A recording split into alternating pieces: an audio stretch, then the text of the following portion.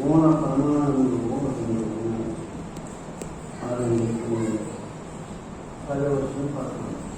పదవచనం ఏంటంటే అతనికి సంతానము కలుగును. ఇప్పుడు ప్రాయశ్చిత్తం అపరాధ పరిహారాల బలి చేయగా అతనికి సంతానము కలుగును. రెండవ ప్రమాణము ఏంటి?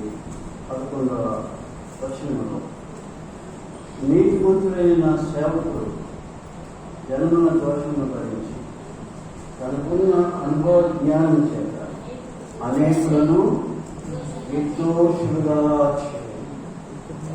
క్రైస్తవ భక్తి యొక్క విశిష్టత ఇది.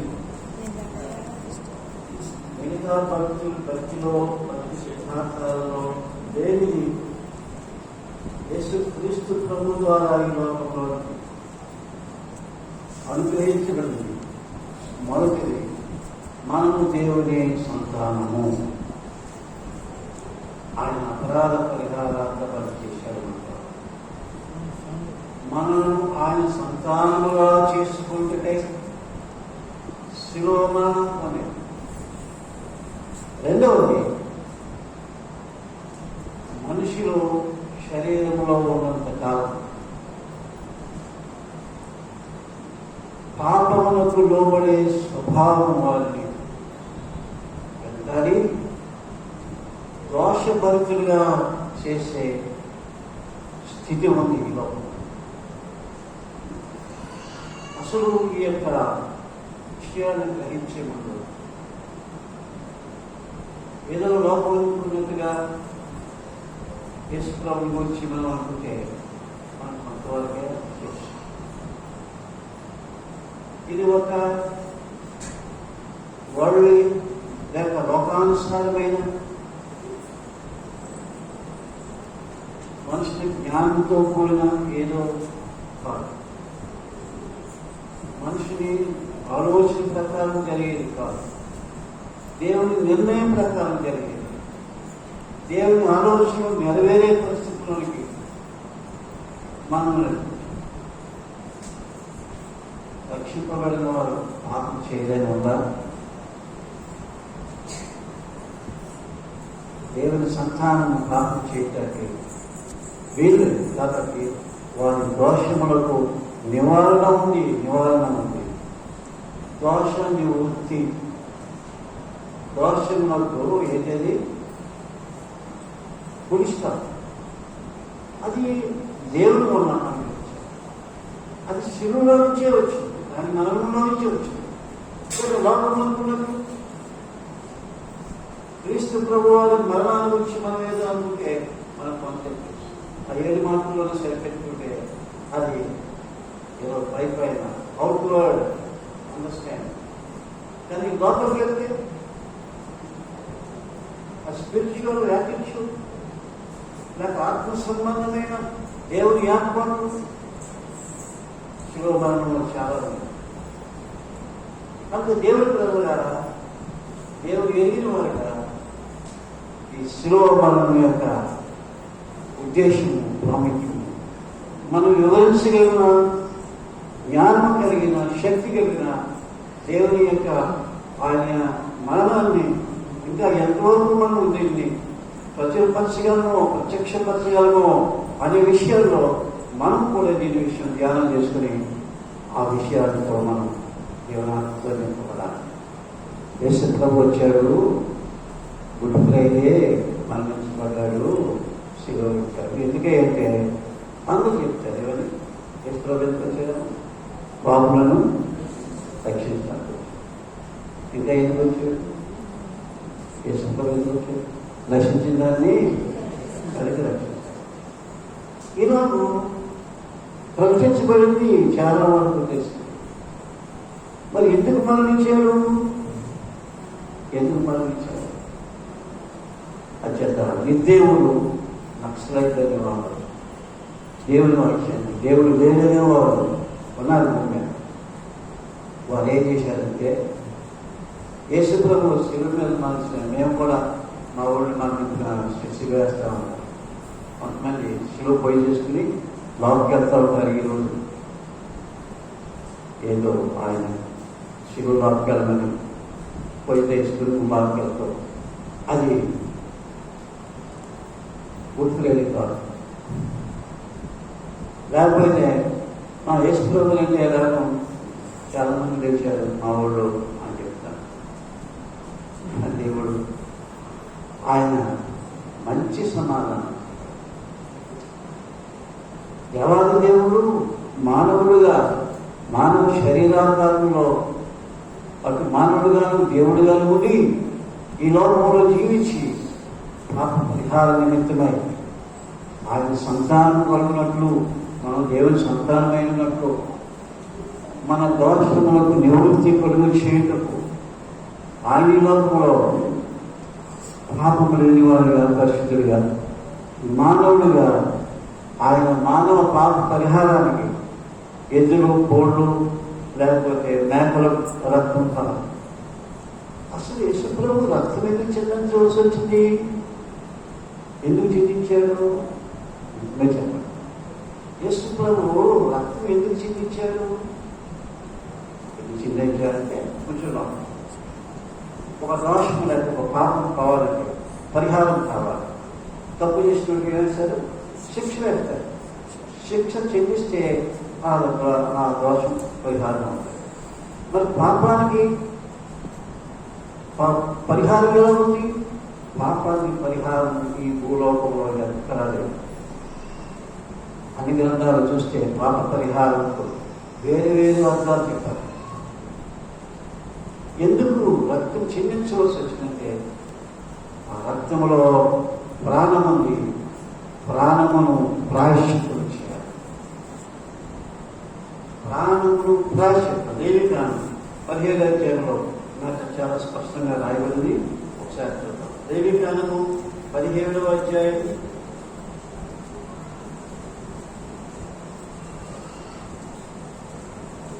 11వ వచనం. రక్తము దేహములకు ప్రాణము, మీ నిమిత్తము ప్రాయశ్చిత్తము చేయుటకై బలిపీఠం మీద పోయుటకై దానిని మీకు ఇచ్చింది. అంచేత రక్తం అనేది ప్రాణంతో, ఆ ప్రాణం రక్తంలో ఉంది. అదేం చేయాలి? బలిపీఠం మీద పోయాలి. అప్పుడు రక్తం దానిలో ఉన్న ప్రాణమును బట్టి ప్రాయశ్చిత్తము చేయాలి. అందుకు విద్దేవుడు అడిగిన ప్రశ్నకి సమాధానం ఏంటంటే, యేసు ప్రభువు వలె జీవించి, యేసు ప్రభువు వలె మరణించి, యేసు ప్రభువు వలె సమాధి చేయబడి, యేసు ప్రభువు వలె తిరిగి లేచిన వాళ్ళు ఎవరైనా ఉంటే చెప్పండాయా అని అడిగినప్పుడు పక్కకెళ్ళిపోయారు. దానికి సమాధానం చెప్పలేకపోయాడు. కనుక యేసు రక్తం కోడెల యొక్క, మేకల యొక్క, గొర్రెల యొక్క రక్తం వంటివి కాదు. శిలువలో ఆయన చిందించిన రక్తం ద్వారా పాపములకు ప్రాయశ్చిత్తం, పాపములకు ప్రాయశ్చిత్తం.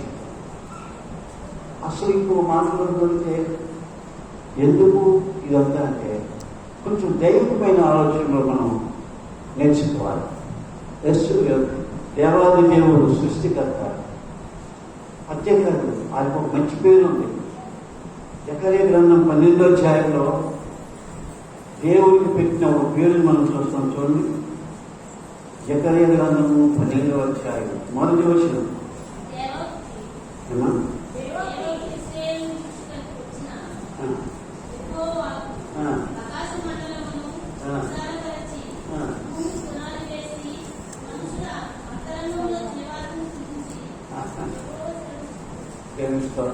మీరందరూ కానీ నేను చదువుతాను, చూద్దాం. చూడండి, దేవుడికి ఉన్న పేరులు ఒక చాలా మంచి పేరు కాదు. మన దేవుడి గురించి మనకే తెలియాలి, మనం నేర్చుకోవాలి. ఆ ప్రభు గురించి రాయబడిన మాటలో దేవుడికి ఇశ్రాయేలులో వచ్చిన యెహోవా వాక్కు ఆకాశ మండలంలో విశాలపరిచి భూమికి పునాది వేసి మనిషిని అంతరంగంలో జీవాత్మను సృజించు యెహోవా. ఎప్పుడైనా మనం గమనించి భూమిని ఆకాశం సృజించారు. కానీ మనుషుల్లో అంతరాంగం ఉంది. ఆ మనుషుల్లో అంతరంగంలో ఏముంది? జీవాత్మ ఉంది. ఇప్పుడు ఇది సంగతి. జీవాత్మ కలిగిన వాడు, ఈ జీవాత్మ సంగతులు ఎరిగిన వాడు, ఈ జీవాత్మ సంగతులు బయలుపరిచే దేవుడు, ఈ జీవాత్మ దేవుడు. దేవుని చేత మన అంతరంగంలో ఉన్న జీవాత్మ గురించిన సంగతులు అవి చాలా అమూల్యమైనవి, శ్రేష్టమైనవి. కనుక వీటిని గురించిన జ్ఞానము, అనుభవం మనం కలుగు నిమిత్తం యేసుక్రీస్తు ప్రభువారు ఆయన ప్రాణమును, రక్తమును క్షమించి మనకు జీవాత్మను శుద్ధీకరించి ఆయన సంతానముగా, నిర్దోషులుగా, జీవాత్మ నిర్దోషులుగా ఉండాలి. మనుషులు ఆయన సంతానంగా మారాలి. యూదులు, ఇశ్రాయేలీయులు, యాజకులు, పరిసయ్యులు, ధర్మశాస్త్ర ఉపదేశకులు వాళ్ళే కాదు, భూమి మీద ప్రతి మనుష్యులు దేవుని యొక్క సంతానములో చేయబడుటకు ఆ దేవుని ఉద్దేశించారు. ఇది దేవుని న్యాయం.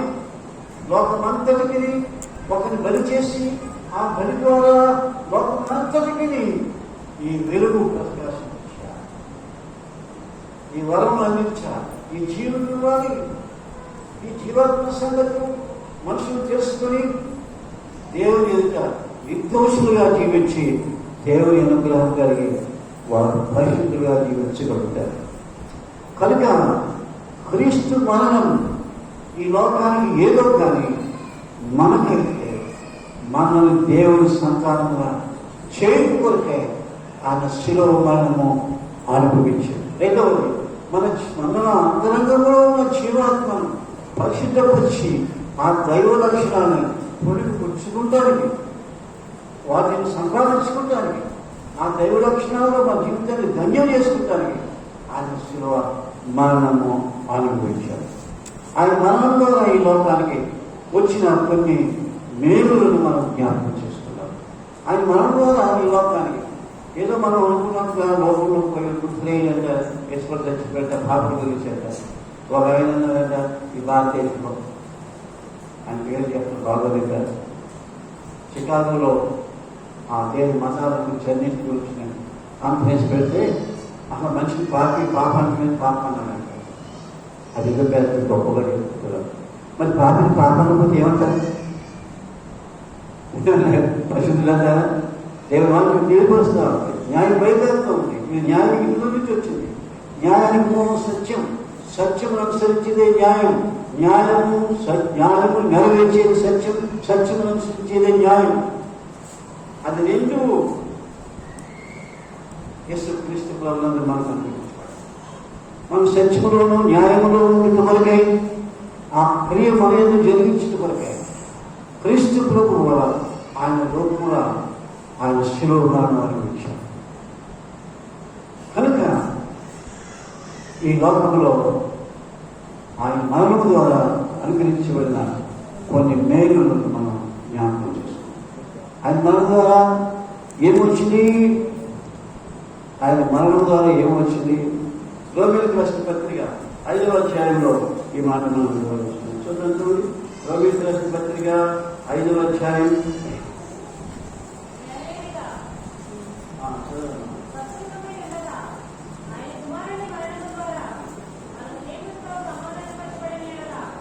ఆయన కుమారుని మరణము ద్వారా దేవునితో సమాధానం వచ్చింది. చెప్పండి సార్, లోకానికి ప్రవేశించింది. ఆయన కుమారుని మరణము ద్వారా దేవునితో సమాధానం వచ్చింది. అందుకే మనం దేవునితో సమాధానం కలిగి ఉండాలి. సమాధానం కలగకపోతే ఏమంటాము? ఏనండిగా శత్రువులమై ఉండగా ఆత్మలే దేవునికి మనల్ని నిలిచి శత్రువులుగా చేస్తారు. అపవాది మనల్ని పాపంలో పడేశారు. కనుక అపవాది సంబంధులు, పాపం చేయవారు అపరాధ సంబంధులు. పాపమైనపోతే ఏమంటారు? పాపం చేశాడు, అపవాది పిల్లలు అయ్యారు, అపవాద సంతానం అయింది, దేవుడు విరోధంగా చేస్తారు. దేవుడు తెలిసిన దేవుడు విరోధమైన కార్యాలను మనస్కరిస్తారు. దేవుడికి విరోధమైన కార్యాలు వారికి ఇష్టం. శత్రువులుగా జీవించే ఈ పొడుద్దాయ జీవితం తప్ప ఇంకోటి లేదు. ఎంతటి వాడైనా దేవుడికి శత్రువే శత్రువే శత్రువే. దేవుడు శత్రువుగా ఇచ్చే ప్రతి మనిషిని విమోచించిన కొరకే ఆయన మరణం అనుభవించవలసి వచ్చింది. పిల్లలు లెక్కల మాస్టర్ లెక్కలు చెప్తారు. ఏదైనా ఇంటూ అంటే గుణగానం, మైనస్ అంటే తీసివేయడం, ప్లస్ అంటే కల్పన. అంటే శిలువ కూడా ప్లస్ ఆ కల్పన ఉంటుంది. ఇది పూర్వకం నుండి ఆ పరలోకానికి రెండుని కలిపింది శిలువ ఒకటే. మనుషులు దేవునితో ఐక్యం అవ్వాలంటే ఆయన శిలువే శిలువే. ఆయన మనం దేవునితో సమాధాన పరుచుకోవాలి. దేవుడికి మనకున్న ఆటంకం అడ్డుని తీసివేయట కొరకే ఆయన మనం ఏం చేశాడు? శిలువ మరణం అనుభవించాడు. శిలువ మరణం అనుభవించినందువలన మనం దేవునితో సమాధానపరచబడేనా. అంతా గుడ్ ఫ్రైడే ఏదో మాకు 7 మాటలు అను ధ్యానం చేయడం కాదు, దేవునితో సమాధానం కలిగి ఉన్నారు. దేవునితో సమాధానం లేని వారు ఏది ధ్యానం చేసినా వారికి దారిద్ర్యాలు కనపడదు. దేవుడు అనుకుంటే దేవునితో సమాధానం కలిగి ఉన్నారు. దేవునితో సమాధానం కలిగి ఉన్నవారే దేవుని కుమారుడు. దానికని మనం ఇంకో మనం కౌన్సిల్ రాష్ట్ర పత్రికలో ఒక మొదటి చేయమనుకుంటున్నాను. కౌన్సిల్ రాష్ట్ర మొదటి చేయమని కౌన్సిల్ రాష్ట్ర పత్రిక మొదటి అధ్యాయం తన సన్నిధిని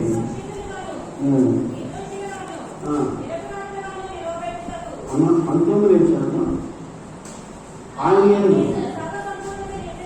వరుణనియు శిలువ రక్తం చేత సంధి చేసి ఆయన ద్వారా సమస్తములు అవి భూలోకమందున్నవైనను పరలోకమందున్నవైనను వాటన్నిటిని ఆయన ద్వారా తనతో సమాధాన పరుచుకునే వాళ్ళని దేవుని ఇష్టమైంది.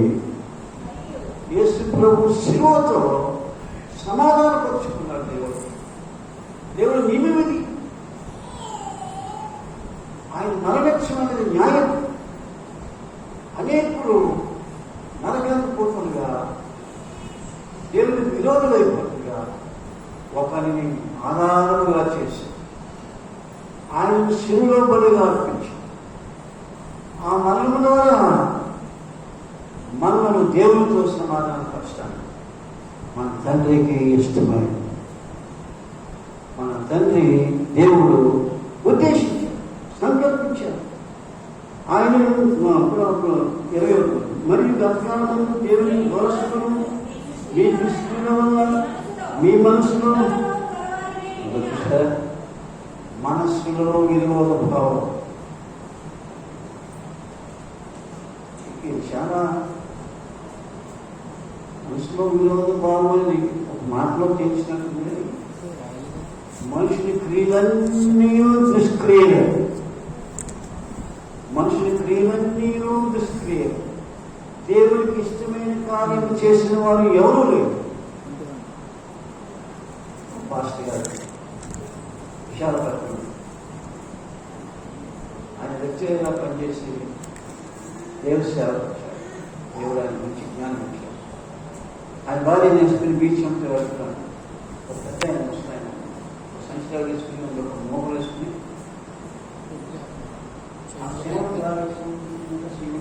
వేస్తున్నాడంట. ఇవి చాలా విచిత్రమైన కనబడుతుంది. అయ్యారు అక్కడ ఆపేసి వాళ్ళు ఆలోచించారు. ఏమన్నా ఆయనకు ఒక్కోసారి మాట్లాడు. ఆయన గొడవ నీకెందుకే మనం ఎందుకు వచ్చాడు అంటే, వాళ్ళమ్మా నీకేం తెలుసు అని ఆయన అక్కడ పెట్టి అయ్యారు నమస్కారం. నమస్కారం బాబు, నమస్కారం అండి, మీరు చాలా పెద్దవారండి, మీరు ఏం చేసినా సరిగ్రాలని. నేను బాబు ఇంకో ఈ జన్మకి ఈ జీవుడికి హాని ఇస్తుందండి, జీవచింతన మన జీవాన్ని నిలబెట్టాలి, వాటిని పోషించాలి. కాబట్టి నేను వాటికి ఏం చేస్తున్నాను, ఆహారం, ఈ నోకలు ఇది పుణ్యం వస్తుందని నేను అప్పుడు ఏం చెప్పాడు, మీరు చాలా మంచి పని చేస్తున్నారు, జీవరక్షణ కొరకే, జీవాన్ని నిలబెట్టడం కొరకే మీరు చాలా మంచి పని చేస్తున్నారు. సరేనండి, మరొక మాట నేను చెప్తానేమనుకోకండి, ఏం పోవాలి. ఒక కాలుకేమో శుద్ధము శరీరం, ఒక కాలుకేమో అశుద్ధం అంటుకుందండి. ఇప్పుడు రెండు ఉంటే ఏం అవసరం వస్తుంది సార్ అని అంటారు. మీరు నన్ను అర్థం చేసుకోండి. ఈ రెండు ఉంటే అశుద్ధం అవసరం పోతుందా? మరి సెంటు ఉంది కదండి, ఏ సెంటు ఉంది, ఈ రెండు కలిపి ఎలా ఉంటుంది? ఇదే ఎలా ప్రశ్నిస్తాను. అవునండి, మనలో ఉన్న ప్రార్థన దేవునికి దూరం చేసింది, దేవునికి విరోధంగా ఉన్నాం, దేవునితో సంబంధం లేకుండా ఉన్నాం. ఏదో కొన్ని బియ్యం నోకలు వస్తే అది పుణ్యం చేత పాపం వల్ల నరకం ఉన్నది, శిక్ష ఉన్నది. ఇది పుణ్యం, ఈ పుణ్యం శిక్షను కాపాడలేదని ఆయనకి నిజంగా ఒక లక్ష్యం మాత్రం చెప్పాలి. దేవుడితో సమాధానం లేకుండా మనుషులు చేసే క్రియలన్నీ నీటి క్రియలన్నీ వ్యర్థమే. నీటి క్రియలన్నీ వ్యర్థమే. యేసు ప్రభువు శిలువలో సమాధానం ఉంది. ఆ సమాధానం దేంతో ప్రవర్తించింది? నీతితో. అంచేత పాపములు కరివేయబడ్డ, దోషములు తీసివేయబడ్డ అది నీతి క్రియ. ఆ నీతి క్రియ ఎలా వచ్చింది ఈ లోకానికి? ఆయన ఉద్దేశించి, ఆయన నిర్ణయించి ఈ లోకానికి అందరినీ నీతిమంతులుగా చేయకపోతే ఈ లోక పాపనాంతటిని ఆ కాయంలో మోపి మనందరికీ బలి అయిపోయిన యేసుక్రీస్తు ప్రభు ద్వారా ఈ పాపలో మీకు విమోచన కలిగింది.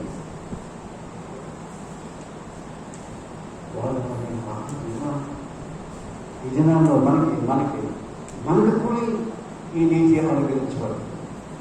ఈ నీతి మనకు కూడా ఆహ్వానించబడుతుంది. మనం కూడా దేవుని నీతిలోకి వెళ్తున్నాం. ప్రియమైన సోదరి సోదరులు, శిలువ వలన ఒక మనుషుడు దేవుని నీతిని సంపాదించుకోవాలి. దేవుని నీతి మనలో నివసించాలి. దేవుని నీతి మనలో కనబడాలి. దేవుని నీతి సమాధానంలో ఉంది. అది దోషం కలిగిపోయినట్లో ఉంది. అందుకనే హృదయ అంతరంగంలో ఉన్న ఆ జీవాత్మ నీతి కలిగి జీవిస్తుంది.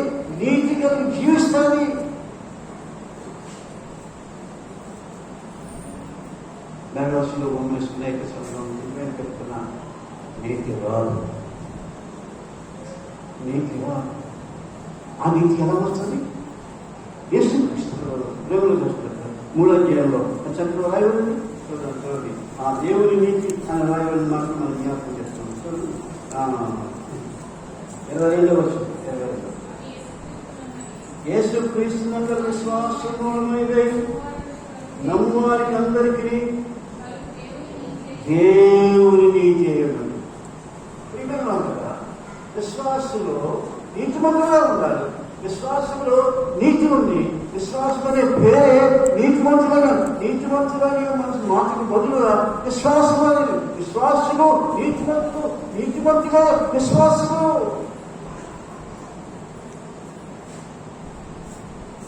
ఈ రోజు ఇంకా ఈ సత్యం గ్రహించకపోతే శిలువ వేయబడిన యేసు ఈ దినాన మన దేవునితో సమాధానపరచు.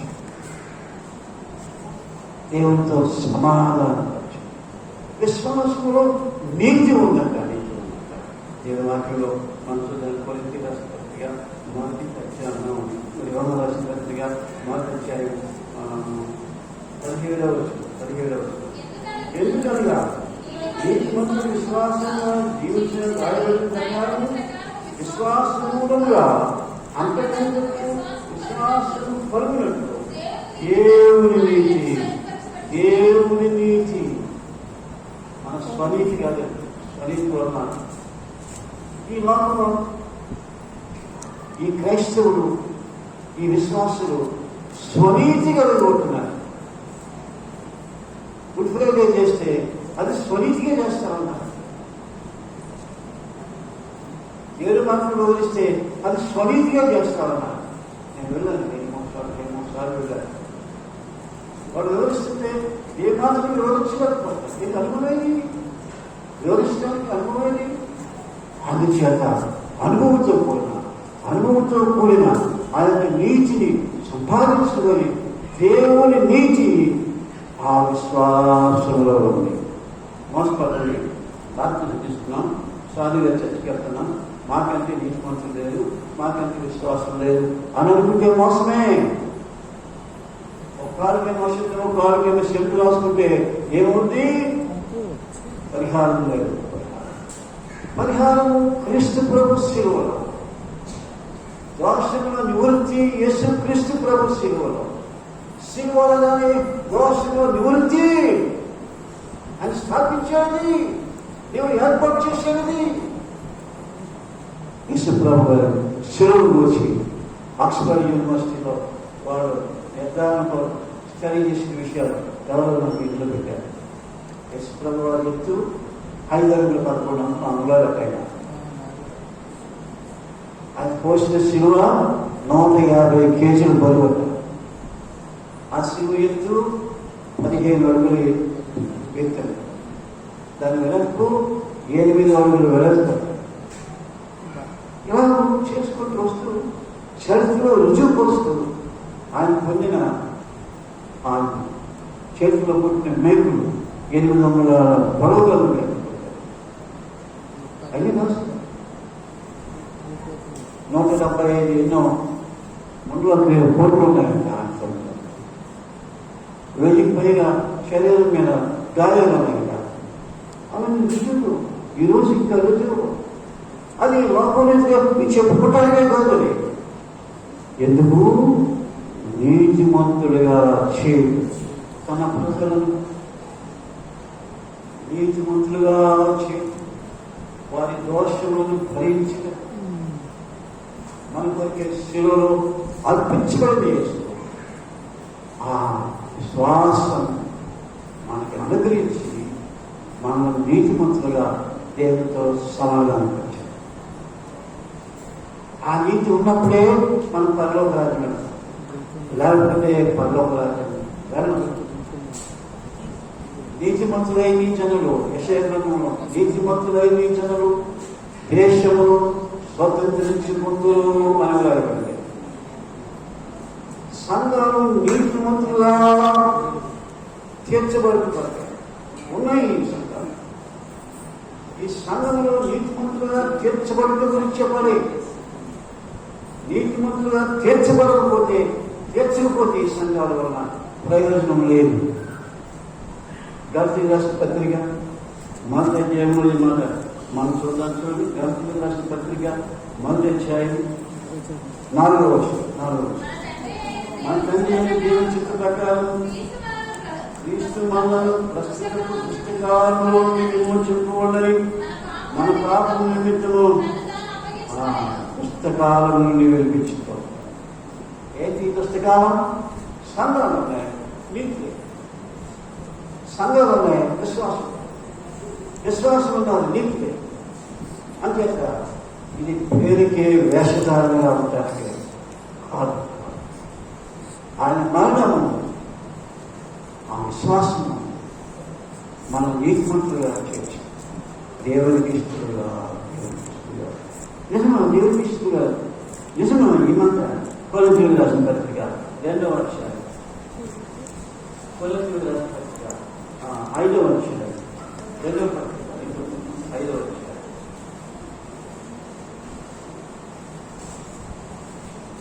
2వ పత్రిక 5వ అధ్యాయం.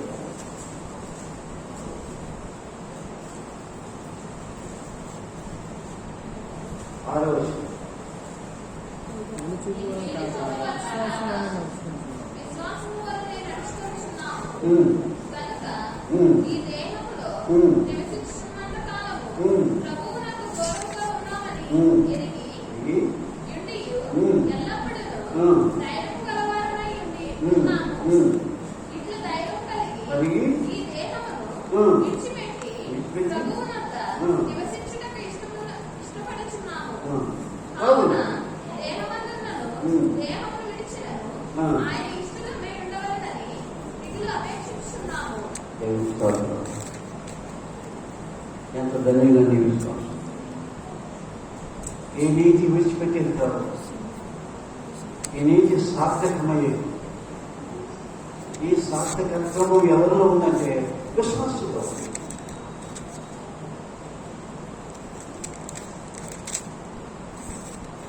ఒక కుంభవాన్ని తీసుకొచ్చి ఒక పూజ చేయవైతే పూజ చేస్తారు, ఒక బాన్ చేయమంటే బాన్ చేస్తారు, ఒక అన్నం అనుకుని చేయమంటే పూర్వం దాని చేయమంటే చేస్తారు. నేనేం చేయను? అతనిలో ఆ నేర్పు ఉంది, మనలో నేర్పు లేదు. ఇప్పుడు నేను కూడా అది నేర్చుకుంటే నేను కూడా చేయగలుగుతాను.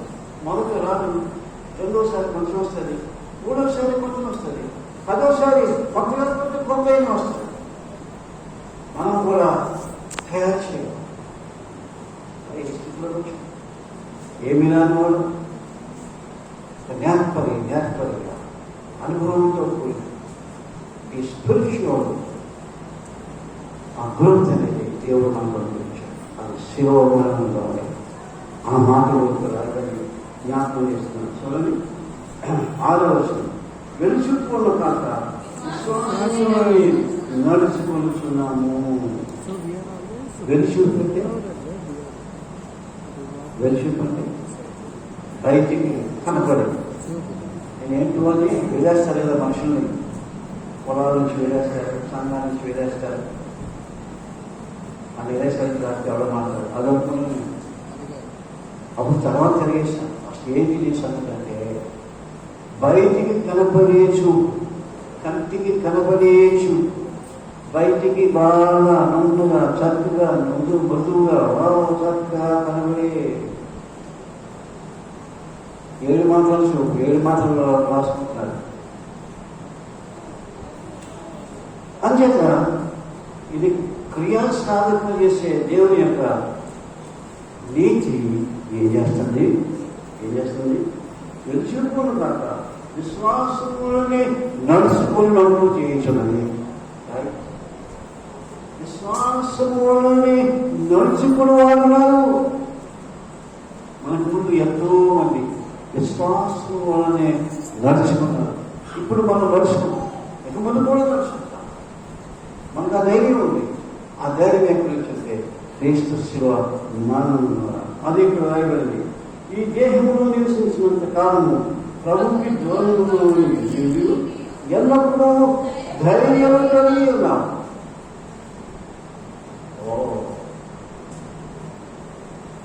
ఏంటి ఆ ధైర్యం అన్నప్పుడు ఈ దేహమును విడిచిపెట్టినను ఈ దేహమందులను 9వ వచనం, ఈ దేహమందులను విడిచిపెట్టినను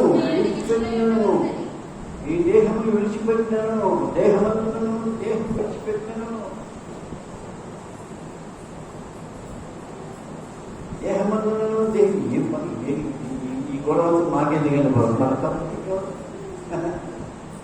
ఎక్కడైనా వెళ్ళిపోవలసింది. మన చిరుపిల్లలు ఏమవుతుంది, చెడుపు నుంచి అన్నదానంగా సైకిల్ వేసుకుని ఎన్ని కూడా అనుకుంటారు. ఒక ఆయన ఆ రోజులు వాళ్ళు ధనవంతులు ఎకరాలను పూస్తాము అది కొట్టుకుంటే అనిపించింది. ఆ రోజుల్లో ఏదంటే దేవుని సంఘం, ఆ సంఘం గురించి ప్రయాసపడి సైకిల్ చుట్టుకునే ఎల్లరి అనుభవంలో కూడా చెబుతుంటే నేను ఆశ్చర్యం. ఒక వ్యక్తి ఎంతగా తన విశ్వాసాన్ని కాపాడుకుంటే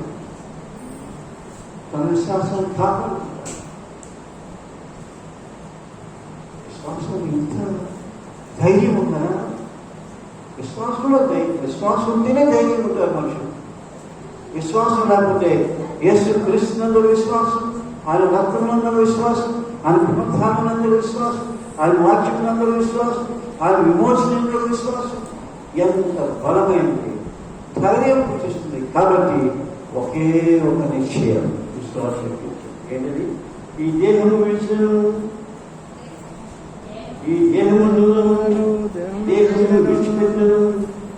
కనుక ఏంటి ధైర్యం అంటే ఆయనకు ఇష్టలుగా యేసుప్రభువును లామా లామా సబక్తని, నా దేవా నన్ను ఎందుకు విడిచిపెట్టావు? నన్ను ఎందుకు విడిచిపెట్టావు?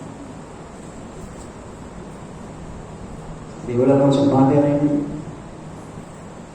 ఆయన బాధ, ఆయన ఆక్రమణ, ఆయన ఆవేదన, ఆయన భరించిన పాదయాత్ర, దీన్ని ఏమని వర్ణిస్తున్నారో నాకు తెలియదు. కానీ మన కొరకు ఆయన పరిమాణం 17 గంటలు శిలువ మీద ఉంది. ఎవరైనా కొంచెం దాహాన్ని ఇస్తారేమని ఆయన బాధపడినట్టు రాయబడింది. 17 గంటలంట ఎవరైనా కానీ నేను ఇస్తారా? ఆదరించేవారు లేదు, పలకరించేవారు లేదు. అయ్యో ప్రభావ నీకు ఇస్తున్నారు, 350 మంది సైనికులు ఉన్నారంట చుట్టూ. అంత పగలబద్దిగా ఏం పాపం చేసేవాడు? ఆయన చేసిన పాపాన్ని బతికాడు. మనల్ని సంతానంగా చేసుకొని మనం ధైర్యం కలిగి ఈ దేహం అంటున్నాను, దేహం విడిచిపెట్టినాను, ఆయన సంతానమైంది. ఆయన సంతానమైన వాళ్ళు ఏమవుతారు? సినిమా చెప్తాను. రోమిలకు రాసిన 8 వచ్చాయి, రోమిలకు రాసిన పత్రిక 8 వచ్చాయి, 8 వచ్చాయి.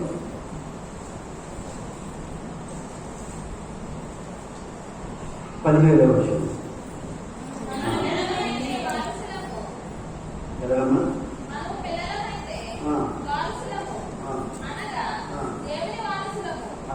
మనము పిల్లలమైతే వారసులు. ఎందుకు ఆయన మనం ఎందుకు ఆయన మనల్ని ఆయన సంతానం, ఆయన పిల్లలుగా చేసుకుంటాం. ఆయన పిల్లలైతే ఏముంది? వాళ్ళకి వచ్చిన బాధ పిల్లలు రాబట్టి బంగారాలు వస్తాయి, ఉద్యోగాలు వస్తాయి, మంచి బట్టలు వస్తాయి, మంచి బిల్డింగ్లు ఉంటాయి, షాపాలు ఉంటాయి. ఈ కారణాలు, ఈ శరీర సంబంధమైన వాటిలో ఈ విశ్వాసానికి ఏమి పనులు? ఎందుకంటే ఈ విశ్వాసం శరీర కొరకు బ్రతకలేదు, మనుషుల కొరకు బ్రతకలేదు. వీళ్ళకు నేర్చుకున్నాను, వీళ్ళకు తెలిసింది. ఏం తెలిసిందంటే దేవునికి ఇష్టమైన, దేవుని కుమారుడు దేవునికి ఇష్టం. దేవునికి ఇష్టంగా లేని వాడు దేవునికి ఇష్టం, దేవుని కుమారుడు కాదు. నాన్నగారికి నాకు కష్టపడి పెంచారు, మనం చదివించారు, బయట తీసుకొచ్చారు. మంచిదే. ఇప్పుడు ప్రజల్లో యశ్వరావు గురించి శిలువ గురించి మరి ఏం చెప్తారు? ఆయన సంతానంలో ఉండిపోతారు. నా కొరకు వాళ్ళు అప్పచ్చుకున్నారు. ఆయన వింటున్న ఆయనకు వారసులుగా ఉండేటి కొరకే దేవునికి వారసత్వం ఎక్కడి నుంచి వచ్చింది? నీతి ద్వారా, దోషములకు నివృత్తి కొరకు చేయడం ద్వారా ఈ వారసత్వం వచ్చింది. కనుక దేహమందులను దేహమును విడిచిపెట్టినను.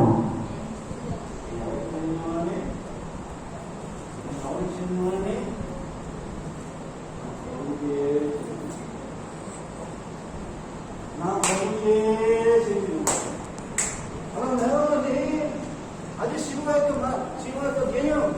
ప్రభుకి వారసుగా ఉంటుకోకే, ప్రభుకి వారసుగా ఉంటుకోకే ఎంతవరకు సహించాడు ఆయన, ఎంతవరకు సహించాడు ఆయన.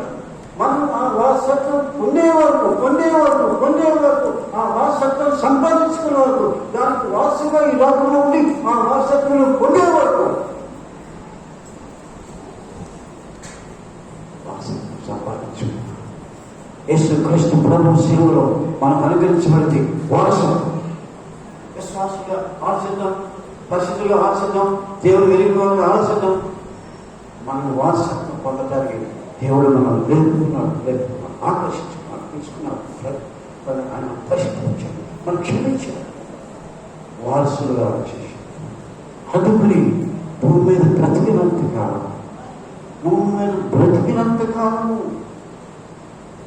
ధైర్యం కలిగి ఏముంది నాకు వారసత్వం. నేను ఇవన్నీ కన్సిడర్ చేయను, ఇవి లెక్క పెట్టను, మనిషిని లెక్క పెట్టను, ఏమీ లెక్క పెట్టను. నాకు కావాల్సింది ఒకే ఒకటి, నా గురి ఒకే ఒకటి. నేను అనుకో సిగులో నా యేసు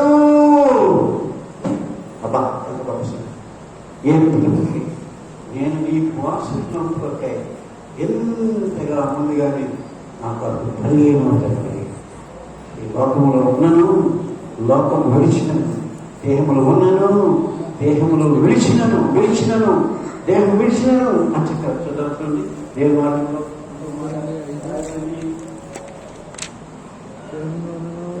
పత్రిక మొదటి పత్రిక 5వ అధ్యాయం 10వ వచనంలో ఇంకా స్పష్టంగా రాయగలను. మాత్రం జ్ఞాపకం 5వ అధ్యాయం 10వ వచనం.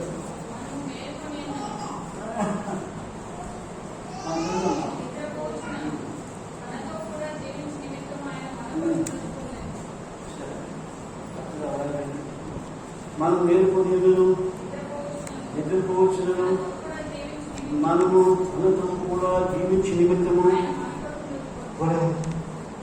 ఏం చెప్తున్నామా బలసిరిగట్టినారు. అవునండి, నిజమేది, అది నెరవేర్చండి మా జీవితంలో. ఎవరు మీరు దేహంలో ఉన్నాను, దేహం విడిచిపెట్టాను అనిపిస్తున్నారు. అంతే కదా సార్, ఇంకేంటండి మనం మేలుకొని నిద్రపోవచ్చును, జీవించుట కొంచెం ఆయనతో కూడా జీవించుట. శివ మనం ఏమవుతామండి, ఆయనతో కూడా జీవించు, ఆయనతో కూడా జీవించు. ఎవరైనా ఉన్నారంటే మనమే. దేవుడు అందుకే ఆయనతో కూడా జీవించు. నిద్రపోతున్నారే చేయాలి, ఉప్పు కొడుకున్నారే చేయాలి, చేప తోముతున్నారే చేయాలి. మీకు తెలియదు ఏమనుకోకుండా. తాళదేవులో సాధు సల్మాన్ గారు, తాళదేవులో పోస్ట్ మాస్టర్ గారు నాయక్ ఎండి నాయక్ ఎండి నాయక్ ఎవరు అని పోస్ట్ మాస్టర్ వస్త్రాలు అమ్ముకొని పూల మర్యాదలు తగ్గించుకుంటారు. ఆయన ఉదయం నమ్మడు, ప్రభువులు నమ్ముతున్నారు. ఆయన సాధు సల్మాన్ గారు వచ్చి మమ్మల్ని కూర్చోలేదా, ఆయన పోయి మమ్మల్ని కూర్చున్నారు. ఆయన ఆవిడ ఏం చేస్తుందంటే పిల్లల సంతానానికి డబ్బులు సరిపోక ఆ అడ్డుకున్న ఇంట్లో కన్ని మొక్కలు, గర్భగర్భ మొక్కలు, ఆ మొక్కలు, ఈ మొక్కలు వేసి నేను కాలం గడుపుకుంటున్నానండి, 5,000 అని చెప్పి పోనీ చెప్తున్నా. ఉన్న అవకాశాన్ని దేవుని కొరకు జీవించడానికి అన్యాయంగా అర్థంగా సంపాదించుకోకుండా, అన్యాయంగా అర్థంగా లాక్కోకుండా, కమిషన్ బిజినెస్ చేయకుండా లేకపోతే దేనికో కొత్త బిజినెస్ను ప్రారంభించకుండా మాకు ఉన్న దాంట్లో దేవుని కొరకు